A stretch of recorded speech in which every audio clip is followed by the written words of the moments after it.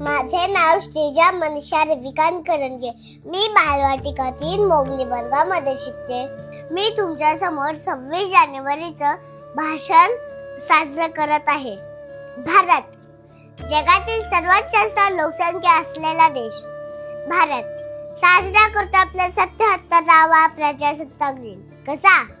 लोकसंख्या जवळपास 150 करोड, राज्य 29, बोलीभाषा 1618, जाती जमाती 6400, 6 प्रमुख धर्म आणि वंशिक समूहांनी नटलेला 29 सणोत्सव साजरा करणारा लोकशाही असलेला देश म्हणजेच भारत.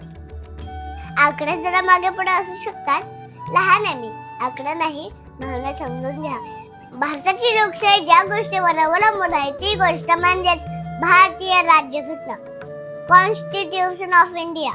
भारताची राज्यघटना ही जगातील सर्वात मोठ्या लोकशाही देशाची सर्वात मोठी राज्यघटना. आता राज्यघटनेवर बोलायचं म्हटल्यावर ती कशी बनली हे महत्वाचं आहेच, पण त्याआधी आपण थोडं मागे जाऊया. दिवस होते 15 ऑगस्ट 1947 च्या अगोदरचे. इंग्रज आपल्या हुतात्म्यांना विचारत असतील, एवढा मोठा देश, एवढी मोठी लोकसंख्या, आम्ही मुठभर होतो, पण राज्य केलं ना तुमच्या भारतावर, कारण तुम्ही आधीच जातीपाती, धर्मात, प्रांतीयवादामध्ये अडकून पडला होतात. उलट आम्ही आलो, तुम्हाला तंत्रज्ञान मिळालं, कडक नियम, कडक कायदे, कडक शिस्त, कडक शिक्षा कोणी दिली? आम्हीच ना. मग थोडाफार कंट्रोल आमच्यावर ठेवला तर काय बिघडलेलं? काय राजगुरू सुखदेव, काय आदरणीय भगतसिंग, बरोबर बोलते ना मी, बरोबर ना टिळक? स्वराज्य हा माझा जन्मसिद्ध अधिकार आहे आणि तो मी मिळवणारच. झाशीची राणी, मैं झांसी नहीं दूंगी. सुभाष चंद्र बोस, तुम मुझे खून दो, मैं तुम्हें आजादी दूंगा. चंद्रशेखर आजाद, दुश्मन की गोलियों का सामना हम करेंगे, आजाद है, आजाद रहेंगे. अशफाकुल्ला खान, खून से खेलेंगे होली, गणवतन मुश्किल में है. सरोजिनी नायडू, मंगल पांडे, बरोबर ना? आता मी चालले.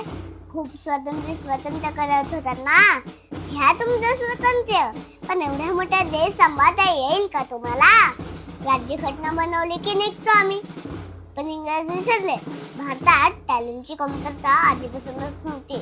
आता भारताच्या फाळणीनंतर 299 सदस्यांची समिती निर्माण झाली आणि समितीचे अध्यक्ष झाले न्यायशास्त्रज्ञ, अर्थशास्त्रज्ञ, राजकारणी, समाज सुधारक, विश्वरत्न डॉक्टर भीमराव रामजी आंबेडकर म्हणजेच आपले बाबासाहेब आंबेडकर.